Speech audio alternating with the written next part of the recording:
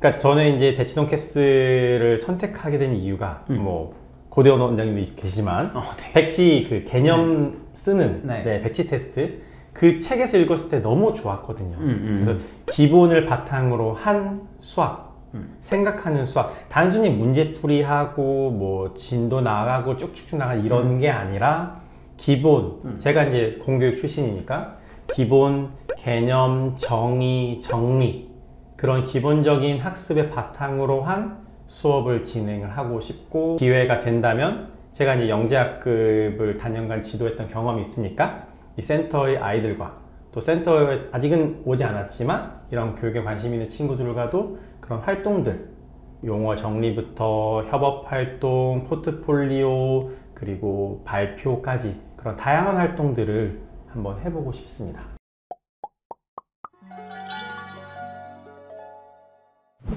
안녕하세요, 대치동 캐슬입니다. 오늘요, 제 옆에는 이렇게 단정하고 예쁘게 생기신 선생님이 한 분 계시죠? 이 분은요, 다름 아니라 저희 대치동 캐슬의 새로운 선생님으로 합류하게 되실 김설훈 선생님입니다. 안녕하세요. 안녕하세요. 자기소개를 간단하게 부탁드립니다. 네, 안녕하세요. 저는 경기도 교육청 소속 초등교사로 14년 근무를 했고, 올해 4월 1일자로 대치동 캐슬에 합류를 할 초등교사 김설훈입니다. 여기 있는 김설훈 선생님을 제가 모신 이유는요, 두 가지가 있는데요.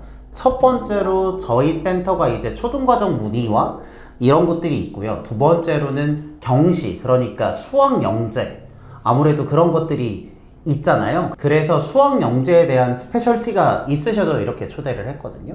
그 부분에 대한 설명을 한번 해주실까요? 제가 이제 수학 초등 부분, 영재, 경시 이런 부분들 대치동 학생들과 함께 공부를 하려고 왔고요. 일단 이곳에 왜 왔느냐? 수학이 좋아서 왔습니다. 네. 초등학교에서는 다양한 과목들을 가르치잖아요. 국어, 영어, 수학, 사회, 과학, 음악, 미술, 체육, 실과까지 다 가르치는데, 물론 모든 과목을 가르칠 때 즐겁긴 하지만 되돌아보니까 수학을 가르칠 때 가장 즐겁더라고요.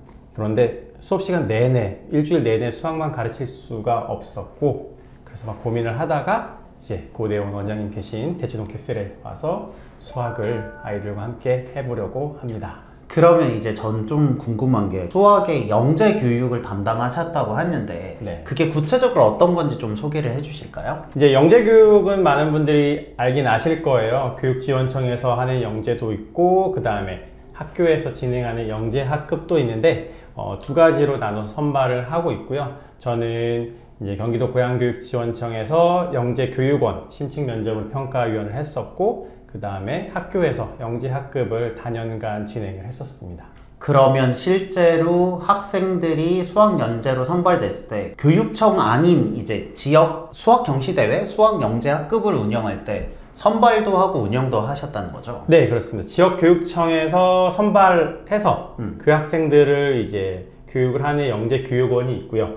또 별도로 학교에서 영재 학급이 있고, 또 학생들 따로 선발해서 운영을 하는데, 네, 교육지원청에서는 선발을 할 때 참여를 했었고, 또 이제 학교에서는 제가 직접 운영을 하면서 학생들을 지도했습니다.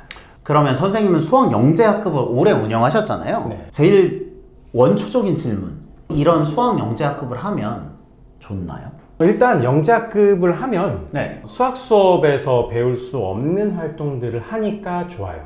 예를 들면 어떤 예를 거요? 들면 이제 원장님께서 이제 더 잘 아시겠지만, 또 그리고 이제 영상을 보시는 학부모님들도 많이 아시겠지만, 수학을 할 때 가장 중요한 건 저는 생각하는 힘이라고 생각을 하거든요. 네.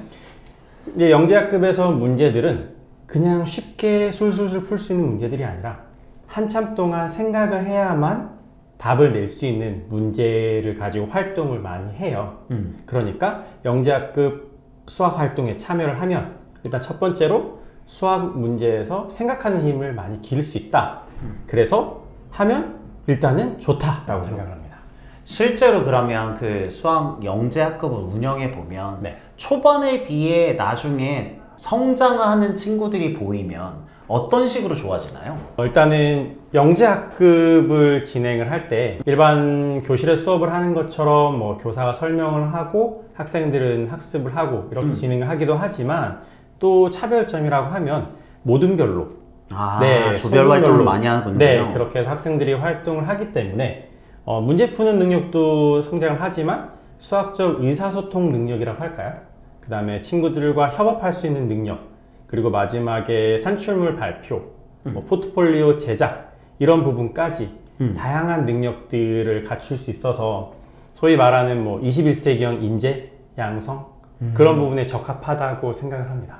그러면 이런 수학 영재 교육이 좋은 건 저도 막연히 알죠. 안 하는 것보다 좋은 건 알겠는데 선생님이 다년간으로 그런 학급을 운영해 본 사람으로서 실질적으로 학생들의 학업 역량에 어떤 부분이 도움이 되나요? 일단 탐구 능력이죠. 그 영재학급 안에서 다양한 활동들을 하고 그 활동들이 단순히 문제풀이에만 집중된 것이 아니라 수학과 관련된 탐구 능력을 향상시키는 데 초점이 맞춰져 있다 보니까 학생들이 영재학급에서 배웠던 그리고 키운 실력들을 일반 우리 수업에서도 탐구 능력을 발휘할 수 있고 그리고 또 영재학급에서 했던 것 바탕으로 자신들이 이제 탐구 활동 능력들 그런 거 잘 보이다 보니까는 자신감도 올라가고 그쵸. 자존감도 올라가고 그러니까 선순환이 되는 거죠.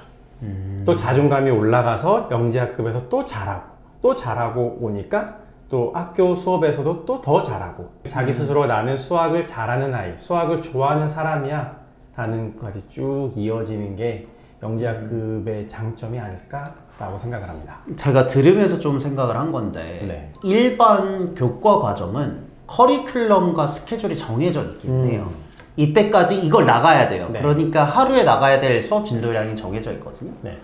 근데 그만큼 한두 주제를 깊이 생각할 기회가 솔직히 말하면 아주 많지는 않아요. 아무리 심한 문제를 푼다고 해도 그 수업 시간에 소화할 절대량이 정해져 있거든요. 그러니까 학생들이 어느 정도 고민을 하다가 너무 어려워하면 그냥 넘어가는 경우들이 있는데 예를 들면 소인수 분해라든지 약수와 배수라든지 한두 주제를 가지고 만약에 1시간을 얘기를 하면 그 조각의 완성도는 되게 높기 때문에 그 비슷한 주제가 와도 얘가 자신감이 있을 것 같기는 해요. 네. 그런 문제라는 거죠. 네, 맞아요. 예를 들면은 영재학급에서는 한 주제를 가지고 3시간 또는 4시간 동안 그 주제만 가지고 고민을 하거든요. 예를 들면 어떤? 예를 들면 길찾기 문제인 거죠. A라는 지점에서 B라는 지점까지 가야 되는데 중간에 다양한 길들, 다양한 요소들, 변수들이 있는 거예요. 그러면 어떤 길로 갔을 때 가장 효율적으로 가는 것인가 라는 문제를 푸는 건데 그 효율이라는 것도 정의하기 따라 다르잖아요. 그렇죠? 가장 빨리 가는 걸 효율이라고 할 수도 있고 아니면 힘을 덜 들이고 가는 걸 효율이라고 할 수도 있고 그러면은 효율이라는 것부터 정의를 하는 연습을 하고 그 3시간, 4시간 동안 그 한 문제만 푸는데 또 앞에서도 말씀드렸다시피 혼자 그 문제를 푸는 게 아니라 친구들과 이야기를 하는 거예요. 야, 효율은 빨리 가는 게 효율이지 가장 힘을 덜 들이고 가는 게 효율이야. 그런 식으로 소통을 하면서 하나의 정의를 내리고 또 함께 발표 자료도 만들고 또 앞에 나와서 발표까지 하고 다른 친구의 발표를 듣고 또 같이 동료 평가도 하고 친구에게 피드백도 받고 그렇습니다. 이게 결국 수학이라는 게 수학자들이나 사회적으로 정의된 그 정의를 가지고 성질이나 명제를 만들어서 그 명제를 가지고 문제를 푸는 거거든요. 네.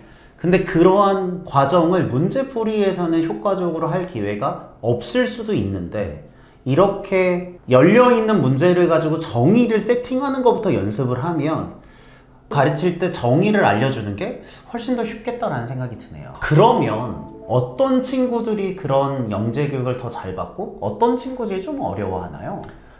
일단 수학을 좋아하는 친구들, 흥미 있어하는 친구들이 더 열심히 네, 맞아요. 어쩔 수 없다. 네, 그냥 엄마가 네, 시켜. 너 영재학급 들어가 라고 하면은 우리 아들은 영재란 네, 맞아요. 그래서 온 친구들보다는 네. 내가 영재하고 싶어서 영재학급에서 수학을 공부하고 싶어서 그런 친구들이 조금 더 열심히 하고 배우려고 하는 자세도 보이고 능동적인, 적극적인 자세를 보여요. 확실히 취향이 성적이나 결과에 영향을 미친다. 네, 맞아요. 그럼 질문은 우리 아이가 엄청 관심이 있지 않은데 영재학급을 보내고 싶어. 네. 혹은 우리 아이가 관심이 있는데 이 영재학급에 꼭 들어가는 팁이나 네. 이렇게 가이드를 해주니까 그래도 성공 확률이 높더라. 이런 뭐 팁들이 있나요? 굉장히 궁금하네요. 참 어려운 질문인데요. 네. 저는 그렇게 생각해요. 어른의 역할, 부모의 역할, 그쵸. 교사의 역할. 뭔지 아시겠죠? 네네. 일단 좋은 게 있으면 해봐라. 해보라고 한 다음에 아이가 이제 그 활동을 하고서 좋다라고 느낄 거라 저는 생각하거든요. 다른 선생님 수업을 들었던 친구들은 모르겠지만 일단은 제 수업 들었던 저와 함께 활동을 했었던 아이들은 처음에는 이렇게 인상 쓰면서 억지로 왔지만 마지막에 결국에는 웃으면서 수료를 했거든요. 일단 어른들이 기회를 주는 게 맞는 것 같아요. 좋은 게 있으니까 한번 해봐라. 경험해봐라. 네. 그 학생의 머릿속에는 수학 영재 학급이라는 게 그냥 A급 수학처럼 어려운 문제를 풀고 고통스럽게 하는 거라고 생각하는데 네. 이거 맛을 봐야 네. 이게 어떻게 운영되는지 아니까. 네. 그리고 자기의 가능성을 자기도 모르니까. 그렇죠. 부모도 모르고 자기 자신도 모르고. 그러니까 그 가능성은 일단 해봐야지 아는 거잖아요. 자기가 수학을 잘하는지 못하는지 한번 시도할 수 있도록 기회는 주는 게 좋지 않을까.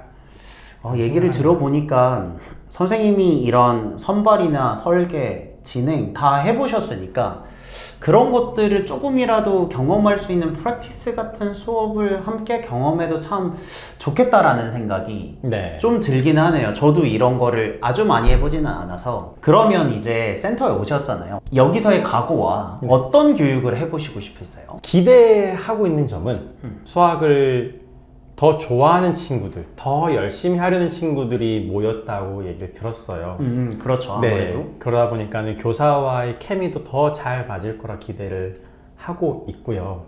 그러니까 저는 이제 대치동 캐슬을 선택하게 된 이유가 뭐 고대원 원장님도 계시지만 네. 백지 그 개념 쓰는 네. 백지 테스트 그 책에서 읽었을 때 너무 좋았거든요. 그래서 기본을 바탕으로 한 수학, 생각하는 수학, 단순히 문제풀이하고 뭐 진도 나가고 쭉쭉쭉 나가 이런 게 아니라 기본, 제가 이제 공교육 출신이니까 기본, 개념, 정의, 정리 그런 기본적인 학습의 바탕으로 한 수업을 진행을 하고 싶고, 기회가 된다면 제가 이제 영재학급을 단연간 지도했던 경험이 있으니까 이 센터의 아이들과 또 센터에 아직은 오지 않았지만 이런 교육에 관심 있는 친구들과도 그런 활동들, 용어 정리부터 협업 활동, 포트폴리오, 그리고 발표까지 그런 다양한 활동들을 한번 해보고 싶습니다. 말씀만 들어도 저희들이 이 선생님을 왜 모시고 왔는지